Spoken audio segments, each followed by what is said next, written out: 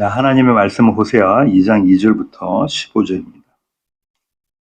호세아 2장 2절부터 15절 말씀 한 목소리로 읽으시겠습니다. 너희 어머니와 논쟁하고 논쟁하라. 그는 내 아내가 아니요 나는 그의 남편이 아니라. 그가 그의 얼굴에서 음란을 제하게 하고 그 유방 사이에서 음행을 제하게 하라.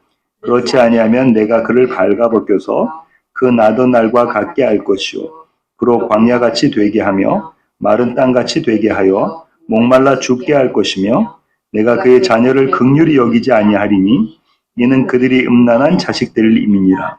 그들의 어머니는 음행하였고 그들을 임신했던 자는 부끄러운 일을 행하였나니 이는 그가 이르기를 나는 나를 사랑하는 자들을 따르리니 그들이 내 떡과 내 물과 내 양털과 내 삶과 내 기름과 내 술들을 내게 준다 하였음이라. 그러므로 내가 가시로 그 길을 막으며 담을 쌓아 그로 그 길을 찾지 못하게 하리니 그가 그 사랑하는 자를 따라갈지라도 미치지 못하며 그들을 찾을지라도 만나지 못할 것이라. 그제야 그가 이르기를 내가 본 남편에게로 돌아가리니 그때 내 형편이 지금보다 나았음이라 하리라. 곡식과 새 포도주와 기름은 내가 그에게 준 것이요 그들이 바알을 위하여 쓴 은과 금도 내가 그에게 더하여 준 것이거늘 그가 알지 못하도다. 그러므로 내가 내 곡식을 그것이 익을 계절에 도로 찾으며 내가 내 새 포도주를 그것이 맛들 시기에 도로 찾으며 또 그들의 벌거벗은 몸을 가릴 내 양털과 내 삶을 빼앗으리라. 이제 내가 그 수치를 그 사랑하는 자의 눈앞에 드러내리니 그를 내 손에서 건져낼 사람이 없으리라. 내가 그의 모든 희락과 절기와 월삭과 안식일과 모든 명절을 피하겠고 그가 전에 이르기를 이것은 나를 사랑하는 자들이 내게 준 값이라 하던 그 포도나무와 무화과 나무를 거칠게 하여 수풀이 되게 하며 들짐승들에게 먹게 하리라. 그가 귀고리와 폐물로 장식하고 그가 사랑하는 자를 따라가서 나를 잊어버리고 향을 살라 바알들을 섬긴 시일대로 내가 그에게 벌을 주리라. 여호와의 말씀이니라. 그러므로 보라 내가 그를 타일러 거친 들로 데리고 가서 말을 위로하고 거기서 비로소 그의 포도원을 그에게 주고 아굴 골짜기로 소망의 문을 삼아 주리니 그가 거기서 응대하기를 어렸을 때와 애굽 땅에서 올라오던 날과 같이 하리라. 아멘. 본문이 상당히 깁니다. 오늘 호세아 강의 세 번째 시간이고요. 호세아 2장 2절부터 15절의 말씀을 갖고 논쟁하고 논쟁하라 라는 제목으로 나누기를 원합니다. 혹시 토론을 좋아하십니까? 토론 좋아하세요? 준이 토론 좋아하니? 저는 아주 즐겨합니다. 토론을 하는 것을 보는 것도 좋아하고요. 감당할 만한 주제에 대해서는 토론하는 것도 좋아합니다. 토론을 잘해 좋아하는 것이 아니고요. 토론을 통해서 생각이 자라기 때문에 그렇습니다. 건강한 토론은 생각을 살춥니다. 토론을 통해서 생각을 정리할 수 있고 또 생각이 발전되기 때문입니다. 그래서 MBC 100분 토론 같은 토론 프로그램을 재미있게 보는 편입니다. 어쩌면 독서도 토론일 것 같습니다. 저자의 생각을 따라가다가 잠시 멈추고 여백을 이용해 나의 논리를 펼치기 때문입니다. 물론 저자는 독자의 생각을 경청할 수 없지만 말입니다. 토론은 논쟁입니다. 다시 말해서 논리의 싸움입니다. 상대방의 생각을 나의 생각으로 설득하는 것이 토론의 목적입니다. 그러니까 토론을 잘하는 사람은 논쟁에서 승리한 사람입니다. 그런데 번드레한 말 주변만으로는 다른 사람을 설득할 수가 없습니다. 논쟁에서 이기기 위해서는 반드시 옳고 바른 논리를 가지고 있어야 합니다. 그리고 상대방의 마음을 얻어야 합니다. 그의 마음을 움직여야 합니다. 더불어 주장하는 논리대로 살아가야 합니다. 말뿐인 사람의 논리는 상대방에게도 말뿐으로 그치기 때문입니다. 이렇게 토론에서 상대방을 진정으로 설득하기 위해서는 지, 정, 의 모두가 발동된 논쟁이어야만 합니다. 오늘 나눌 내용은 이 논쟁에 관한 것입니다. 오늘 본문은요, 하나님의 요청으로부터 시작합니다. 그 요청이 논쟁하고 또 논쟁하라입니다. 자녀들에게 그들의 어머니와 논쟁하라고 하나님이 요구하십니다. 너무 끔찍한 요구를 하나님 하시고 계시죠. 오늘의 본문 2절 다시 한번 읽어보시겠습니다. 너희 어머니와 논쟁하라. 그는 내 아내가 아니요 나는 그의 남편이 아니라 그가 그의 얼굴에서 음란을 제하게 하고 그 유방 사이에서 음행을 제하게 하라. 하나님은 자녀들이 차마 그들의 입에 담지 못할 말을 꺼내도록 하십니다. 2절을 보면 그렇잖아요. 이렇게 이야기하는 겁니다. 어머니, 우리 아버지가 누굽니까? 지금 우리 아버지가 아니죠? 어머니는 왜 그렇게 사십니까? 창피해 죽겠습니다. 얼굴 들고 살 수가 없어요. 제발 좀 제대로 사십시오, 어머니. 기가 막히지 않습니까? 이것은 논쟁의 도를 넘어선 겁니다. 그래서 영어 성경 중에는 강도 낮은, 오늘 개역개정에는 논쟁이라고 했는데 영어 성경에는 꾸짖다라고 번역하기도 합니다. 자녀들이 지금 어머니를 꾸짖는 거예요. 왜 그렇게 사냐? 부모님의 결혼, 이거 소중한 언약인데요. 그 소중한 언약을 깨트린 사람이 자신들의 어머니라는 거예요. 자기들을 낳아준 어머니. 어머니의 음란과 음행이 그 원인이라는 겁니다. 그래서 자식들이 어머니를 이렇게 꾸짖는 것입니다. 성경은요, 얼굴과 유방이라는 단어를 사용해서 이 여인의 음란을 아주 노골적으로 묘사합니다. 한번 생각해 보죠. 어머니가 저지른 불륜의 생산물이 자신들이라는 것을 자녀들이 알았어요. 어머니가 불륜을 저지르서 자기들을 낳았다는 것을 알았을 때 자녀들은 어떤 심정이었을까요? 그들이 경험했을 충격과 공포, 절망과 비참함은 말로는 표현할 수 없을 겁니다. 이 충격과 공포, 절망과 비참은 사실 그들의 것이 아니고요. 그들의 어머니의 것이었어야 돼요. 그렇죠? 3절부터 4절 함께 읽으시겠습니다. 그렇지 아니하면 내가 그를 벌거벗겨서 그 나던 날과 같게 할 것이요. 그로 광야같이 되게 하며 마른 땅같이 되게 하여 목말라 죽게 할 것이며 내가 그의 자녀를 긍휼히 여기지 아니하리니 이는 그들이 음란한 자식들임이니라. 그녀는, 그러니까 그 자녀들의 어머니잖아요. 그녀는 발가벗김을 당하고 목말라 죽게 되며 그녀뿐만 아니라 그녀의 자녀들까지 용서받지 못한다라는 거예요. 그녀의 음란 때문에, 그녀의 음행 때문에, 불륜 때문에. 이게 정말 무시무시한 저주이고 심판입니다. 그렇죠? 그 충격과 공포, 절망과 비참의 자리, 바로 그 자리에서 오늘 논쟁이 시작됩니다. 사실 이 논쟁의 내막은요, 다시 말하면 행간은요, 여호와 하나님과 이스라엘의 관계를 이야기하고 있는 겁니다.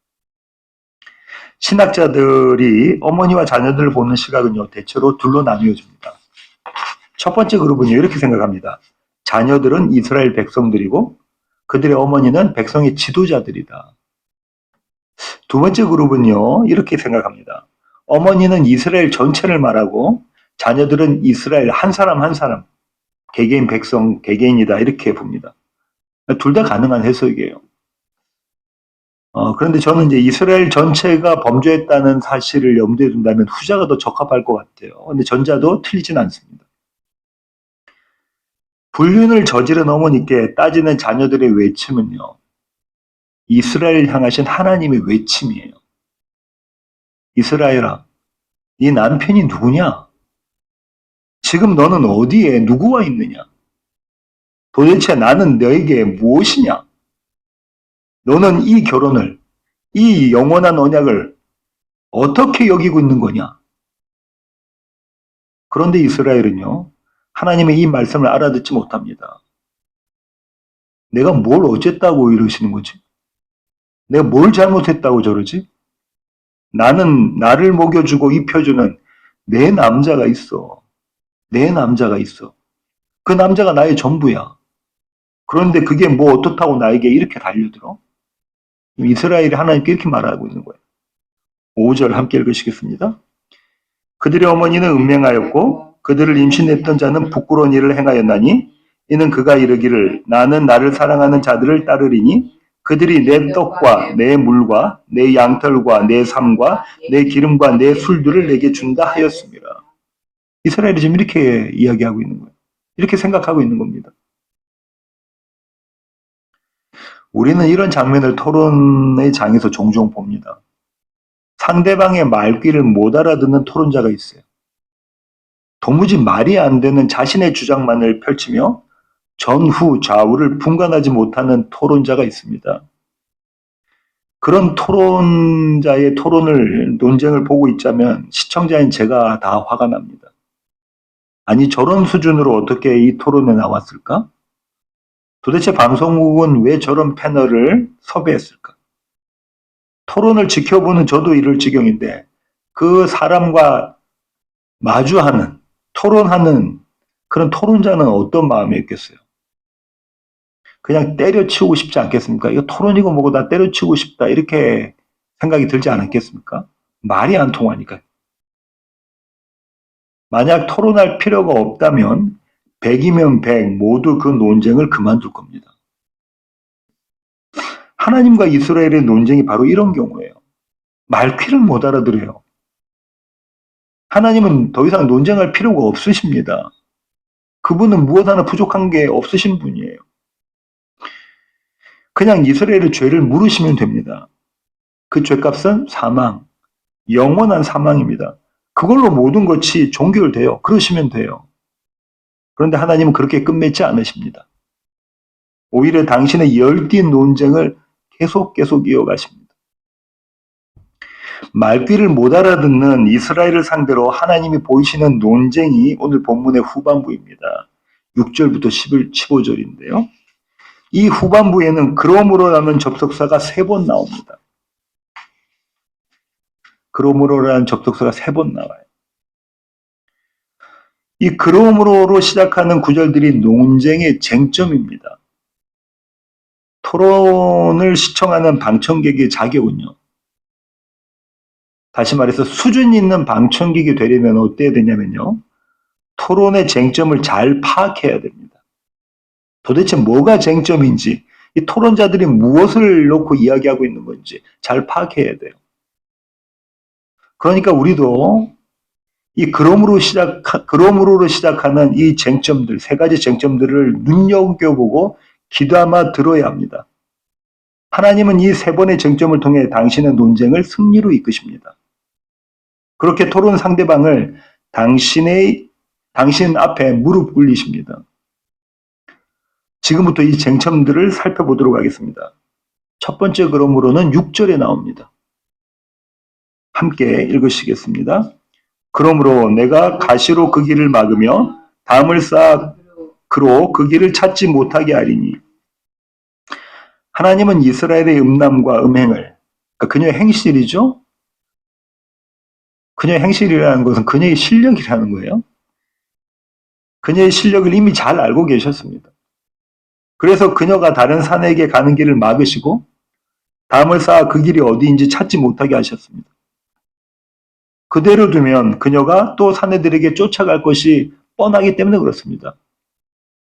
그렇죠? 그녀를 그대로 두면 그녀는 또 다른 남자를 찾으러 갈 것이기 때문에 길을 막으시고 담을 쌓으십니다. 가시덩굴로 길을 막고 높은 담을 쌓으시는 겁니다. 하나님의 방식이 대단히 폭력적으로 보이지 않습니까? 갈 사람은 그냥 가게 놔두면 되죠. 내버려두면 되잖아요. 하나님이 좀 너무하시는 것 같지 않습니까? 조금 더 보겠습니다. 7절입니다. 함께 읽으시겠습니다. 그가 그 사랑하는 자를 따라갈지라도 미치지 못하며 그들을 찾을지라도 만나지 못할 것이라. 그제야 그가 이르기를 내가 본 남편에게로 돌아가리니 그때 내 형편이 지금보다 나았음이라 하리라. 울고 사랑하는 사람을 찾아가겠노라고 난리를 치던 여인이 어느새 잠잠해집니다. 이제 더 이상 그 사내를 만날 수 없음을, 온갖 고생을 치르고 난 후에야 뼈저리게 알게 됩니다. 난 이제 더 이상 그 사내를 만날 수 없어. 이 사실을 언제 알았다고요? 고생을 다 하고 난 다음에 깨닫고 알게 된 겁니다. 그제서야 여인은 본 남편을 기억해냅니다. 그때가 그 시절이 더 좋았음을 알게 됩니다. 그리고 본 남편에게로 돌아옵니다. 가시덩굴로 자신을 막아선 남편에게로. 쌓은 담으로 떠날 수 없게 만든 남편에게로 이 여인이 돌아옵니다. 이것이 하나님의 논쟁 방식입니다. 대단히 폭력적인 방식이고요. 여인의 자유를 박탈하는 방식입니다. 그렇잖아요. 가려고 하는 길을 가지 못하게 막으시는 거잖아요. 자기가 원하는 대로 하지 못하게 막으신 거라고요. 세상은 결코 좋아할 수 없는 사랑의 방식입니다. 세상은 이런 사랑 원하지 않아요. 하나님이 이처럼 끝까지 그녀의 갈 길을 막으신 이유가 뭘까요? 그것은요, 그녀가 그렇게 좋아서 달려가는 길의 끝이 사망이기 때문에 그렇습니다. 이스라엘은 가시덤불에서 그리고 막힌 담에서 참 사랑을 봅니다. 지금까지 해보지 못했던 찐 사랑을 보는 거예요. 다른 남자의 품에서는 그 사망의 자리에서는 볼 수 없었던 사랑, 그 사랑을요, 그때 그 자리에서 경험한 것입니다. 그래서 그녀는 남편에게 설득당합니다. 제대로 설득당해요. 자, 이제 두 번째 쟁점으로 가겠습니다. 9절입니다. 함께 읽으시겠습니다. 그러므로 내가 내 곡식을 그것이 익을 계절에 도로 찾으며 내가 내 새 포도주를 그것이 맛들 시기에 도로 찾으며 또 그들의 벌거벗은 몸을 가릴 내 양털과 내 삶을 빼앗으리라.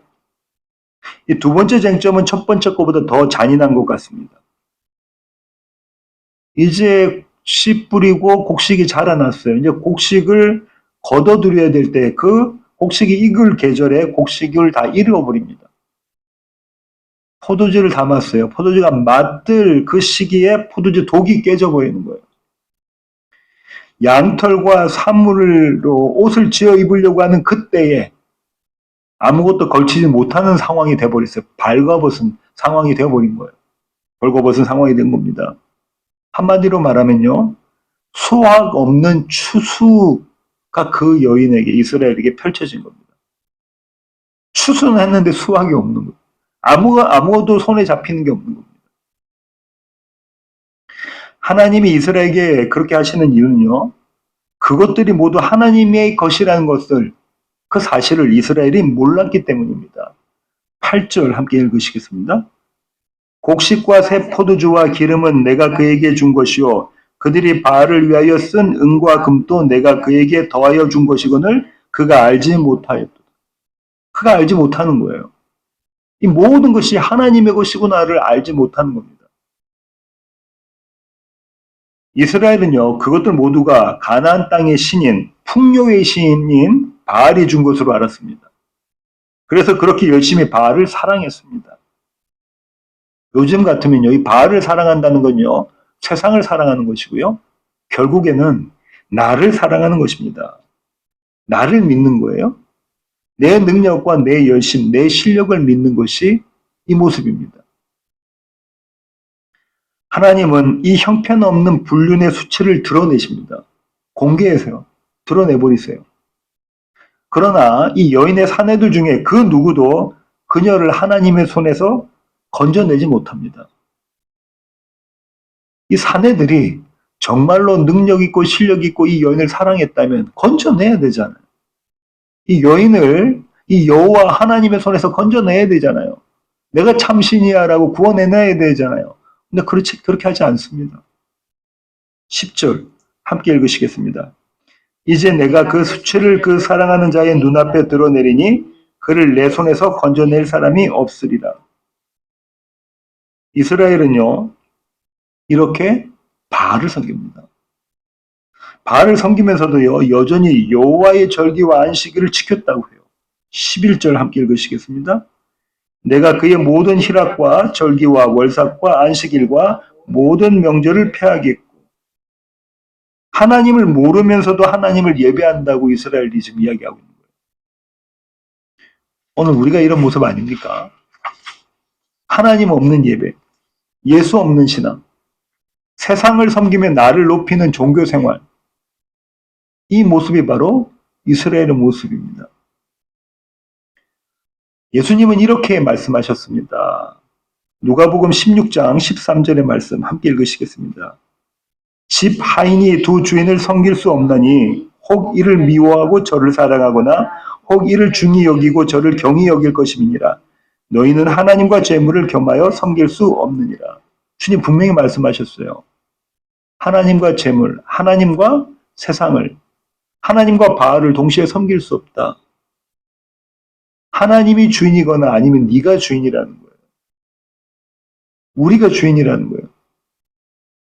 이스라엘은 이 둘을 섬긴다고 그렇게 이야기하면서 결국은 바알을 섬겼고요. 결국은 세상을 섬겼고요. 결국은 나를 섬겼습니다. 하나님은 이런 이스라엘이 가장 소중하게 여기는 것, 그것이 뭐였죠? 풍요입니다. 풍요. 그 풍요를 그들로부터 빼앗으십니다. 12절입니다. 함께 읽으시겠습니다. 그가 전에 이르기를 이것은 나를 사랑하는 자들이 내게 준 값이라 하던 그 포도나무와 무화과 나무를 거칠게 하여 수풀이 되게 하며 들짐승들에게 먹게 하리라. 하나님 그들에게서부터 풍요를 빼앗아 오세요. 풍요가 뭐냐면 돈이 많은 것도 풍요죠. 지식이 많은 것도 풍요입니다.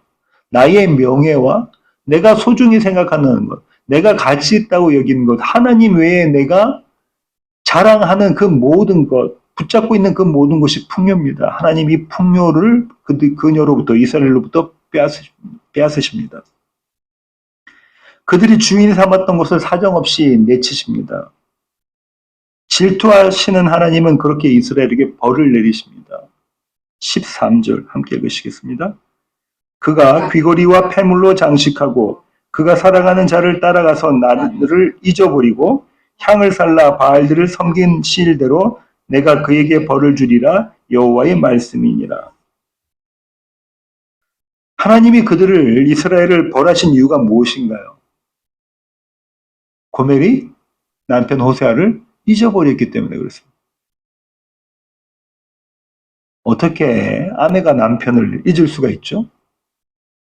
어떻게 아내가 남편을 잊어버릴 수가 있습니까? 한 집에서 살면서 어떻게 아내가 남편을 잊어버릴 수가 있죠? 근데 그 모습이 저와 여러분의 모습입니다.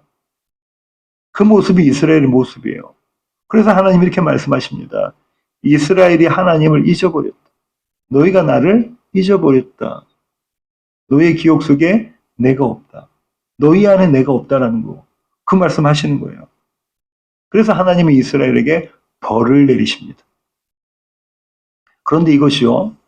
이렇게 벌 주시는 것이 하나님의 논쟁의 방식이에요. 토론을 이끌어 가시는 그 논쟁의 방식이라고요. 그분의 사랑의 표현입니다. 하나님은 우리가 가장 소중히 여기는 것이 무엇인지를 우리로 하여금 똑똑히 보게 하시는 거예요. 우리가 진짜 소중히 여기는 게 뭔지, 우리가 가치를 두고 있는 게 뭔지, 우리가 붙잡고 있는 것이 뭔지를 보게 하시는 거예요. 그저 입술로만 하나님, 입술로만 주님, 입술로만 노래한다고 찬양한다고 부르는 것이 아니라 정말 우리가 마음에 두고 있는 것이 무엇인지, 우리 마음에 있는 것이 무엇인지를 보게 하신다고. 어떻게 해요? 우리로 하여금 우리 안에 있는 그것들, 그 풍요를 우리로부터 빼앗아 가심으로. 참 잔인하신 하나님이세요. 그죠? 우리가 가장 가치 있다고 소중하다고 붙잡고 있는 그것을 빼앗아 가신다니까요. 성경은요, 그 잔인함을 영원한 사랑이라고 부르십니다. 뭐라고요? 그 잔인함을 영원한 사랑이라고 부른다고요. 마태복음 5장 29절부터 30절의 말씀 함께 읽으시겠습니다. 만일 내 오른 눈이 너로 실족하게 하거든 빼어내버리라. 내 백체 중 하나가 없어지고 온몸이 지옥에 던져지지 않는 것이 유익하며 또한 만일 내 오른손이 너로 실족하게 하거든 찍어내버리라. 내 백체 중 하나가 없어지고 온몸이 지옥에 던져지지 않는 것이 유익하니라. 빼어내버리라. 눈을. 이 눈을 빼어내버리라는 거 아니에요. 찍어내버리라. 손을 찍어버리라는 거예요. 이 섬찟한 단어들을 우리는 좋아하지 않습니다. 우리에게는요, 떼어내버리고 찍어내버릴 실력이 없어요. 그것들이 너무 좋아서 그럴 수가 없습니다.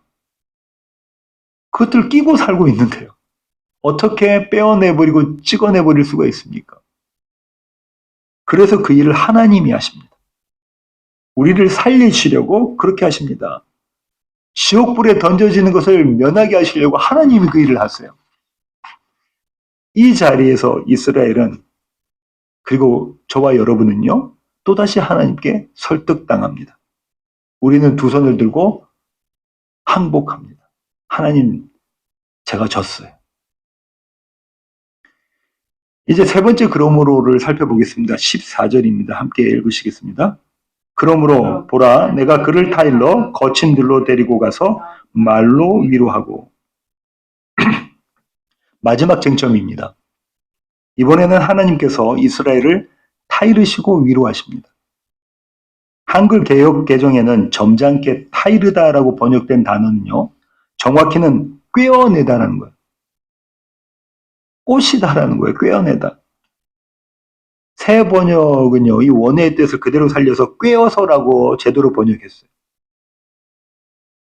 그런데 성경이 왜 하나님께서 지금 일하시는 거잖아요. 하나님께서 일하시는 그 일에 꿰어내다라는 점잖지 못한 그런 단어를 사용했을까요? 분명 그 이유가 있을 겁니다. 하나님이 이스라엘을 꿰어내신 이유는요, 그들을 거친 들로 데려가기 위해서입니다. 거친 들이 광야예요. 그들을 광야로 데려가시려고 그들을 꿰어내신 거예요. 이스라엘이 출애굽한 후 무려 40년 동안 죽도록 고생한 곳이 광야입니다. 그렇죠? 우린 출애굽기에서 잘 봤어요. 죽도록 고생한 곳, 40년 동안 죽도록 고생한 곳이 광야예요. 그들의 눈에는 생명이라고는 찾아볼 수 없는 척박하고 메마른 땅이 광야예요. 사망의 땅이 광야라고요. 이스라엘이 그 광야를 좋아할 리가 없습니다. 그렇죠? 그들 스스로 그 광야로 들어가기를 좋아하지 아니했을 거예요. 싫어했을 거예요. 그래서 하나님이 그들을 꿰어내시는 겁니다. 꿰어내셔서 자, 우리 좋은 데로 가자, 좋은 데로 가자. 그곳이 어디라고요? 광야. 그런데 여기에 놀라운 반전이 있습니다. 15절입니다. 함께 읽으시겠습니다. 거기서 비로소 그의 포도원을 그에게 주고 아굴 골짜기로 소망의 문을 삼아 주리니 그가 거기서 응대하기를 어렸을 때와 애굽 땅에서 올라오던 날과 같이 하리라. 하나님은 거기서요. 거기가 어디죠? 광야에서. 비로소 이스라엘에게 무엇 주세요? 포도원을 주세요. 광야는 어떤 곳이라냐면 사망의 자리라고 했잖아요. 그 사망의 자리에서 포도원은 어떤 것이냐면 생명의 자리거든요. 생명을 주시는 거예요. 오래전 이스라엘은 밤에는 불기둥, 낮에는 구름기둥을 의지해서 이 광야길을 걸었습니다. 아주 오래전. 그죠? 이스라엘이 그렇게 광야길을 걸었던 것은 그들이 하나님께 전심으로 순종해서가 아닙니다. 만약 그 불기둥과 구름기둥에서 조금이라도 벗어나면 어떻게 되는지 그들이 잘 알았기 때문이에요. 어마어마한 떼약볕이 내리쬐는 그 사막의 땅에서 구름기둥이 없다면 그들은 밖에 남아있으면 타 죽고 목말라 죽게 되는 거예요. 그러니까 구름기둥 안에 있어야 되는 겁니다. 밤에는 어마어마하게 추운 그 날씨 가운데 또 짐승들도 있는 그 가운데 해코지 당하지 않고 죽지 않으려면 어디 있어야 돼요? 불기둥 아래에 있어야 되는 거예요. 그죠? 그들이 무언가 대단한 순종을 만들어내서 광야길을 간 게 아니고요. 불기둥과 구름기둥, 여호와 하나님이 없으시면 그들이 살 수 없었기 때문에 그들이 그렇게 간 거예요. 그런데 성경은 그것을 순종이라고 부른다고.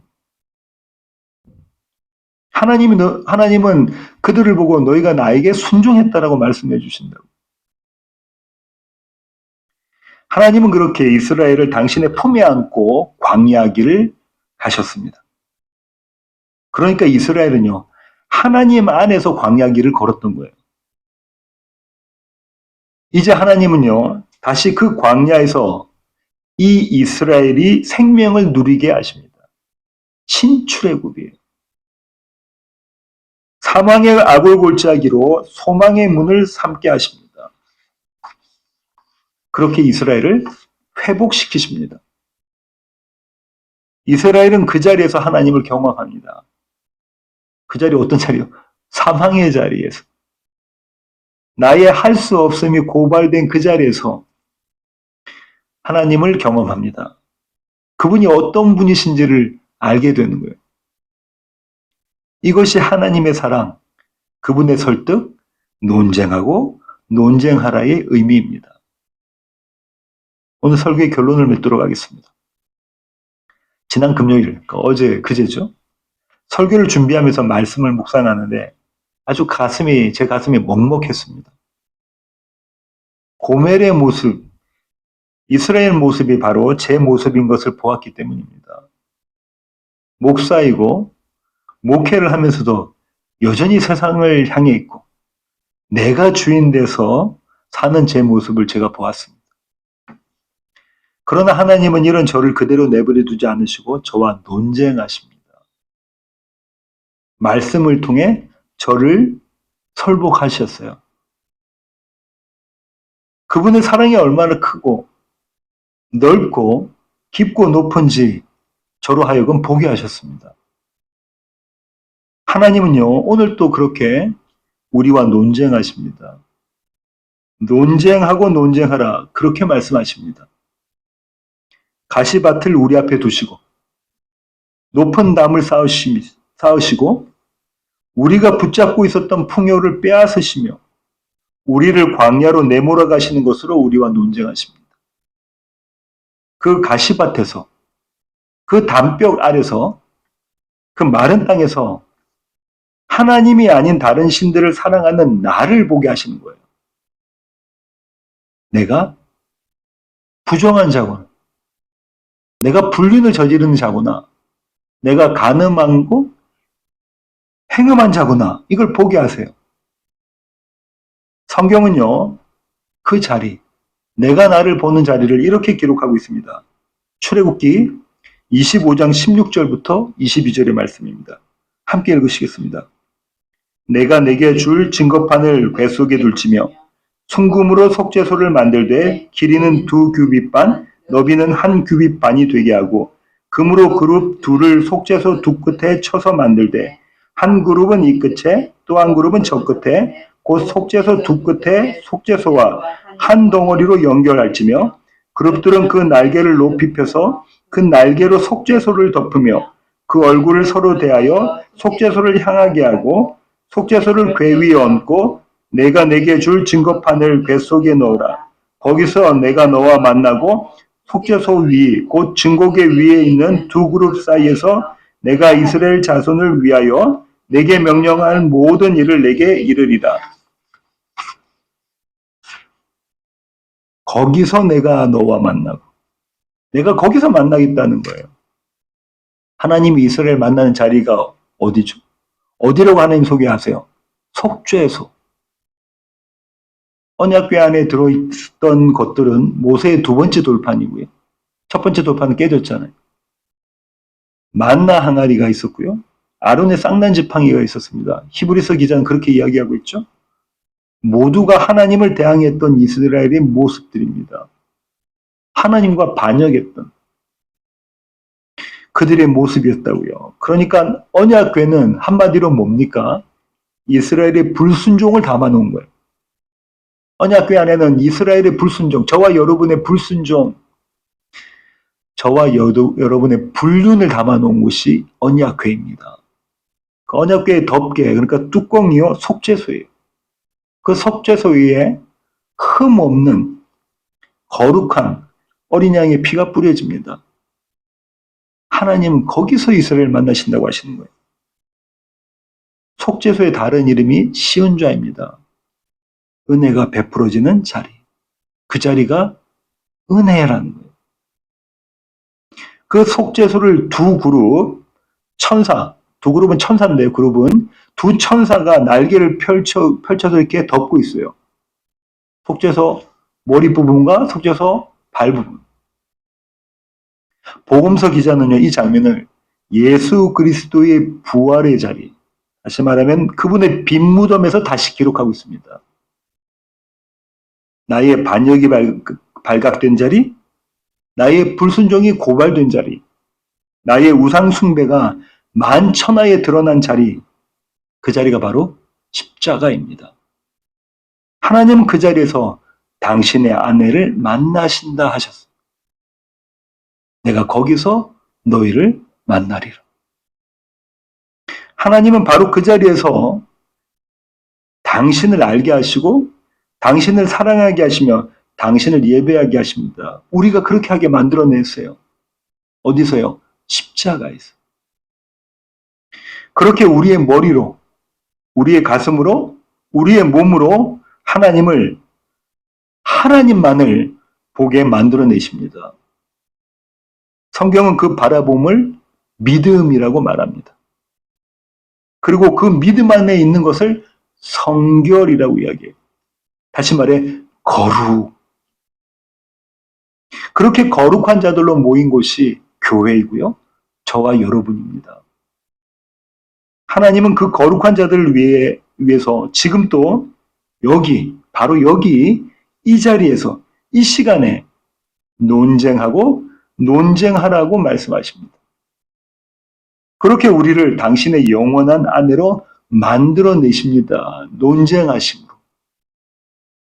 이 하나님의 열심, 그분의 무서운 사랑으로 사시는 시애틀 예수한교회 모든 교회 가족 되기를 원합니다. 기도하시겠습니다. 주님, 그렇습니다. 하나님, 우리는 그대로 내버려 두면 쏜살같이, 용수철같이 세상을 향해 우리가 원하는 곳으로 달려가는 자들입니다. 그런데 하나님, 이런 우리를 그대로 내버려 두지 않으십니다. 우리와 논쟁하십니다. 가시덩굴로 길을 막으시고 높은 담을 쌓으셔서 길을 찾지 못하게 만들어내십니다. 우리가 소중히 여겼던 그 풍요들을 우리로부터 빼앗아가심으로 우리가 무엇을 의지하고 있었는지를 보게 하십니다. 우리를 꿰어내셔서 우리로 하여금 광야 길을 걷게 만들어내십니다. 그렇게 하나님의 불기둥과 구름기둥 안에서, 하나님 안에서 그 길을 걸어가게 만들어내십니다. 그때서야 비로소 우리는 포도원을 경험합니다. 우리는 생명을 경험합니다. 우리는 한 분 하나님만을 바라봅니다. 우리 안에 믿음이 생깁니다. 하나님 우리와 함께 이렇게 논쟁하시며 우리를 당신의 거룩한 아내로 그렇게 단장시켜 가십니다. 하나님, 이것이 은혜입니다. 이 은혜로 사는 시애틀 예수한교회 모든 교회 가족 되기를 원합니다. 우리를 그렇게 붙잡아 주시옵소서. 이제는 우리 주 예수 그리스도의 놀라우신 구원의 은혜와 하늘 아버지의 크고 극진하신 사랑과 우리 안에 내주하셔서 우리 안에서 논쟁하셔서 하나님의 아내로 만들어내시는 성령님의 충만하심이 주님 앞에 머리 숙인 시애틀 예수한교회 가족 머리 위에 이제로부터 영원토록 함께 하시기를 예수 그리스도의 귀하신 이름으로 간절히 축원하옵나이다. 아멘.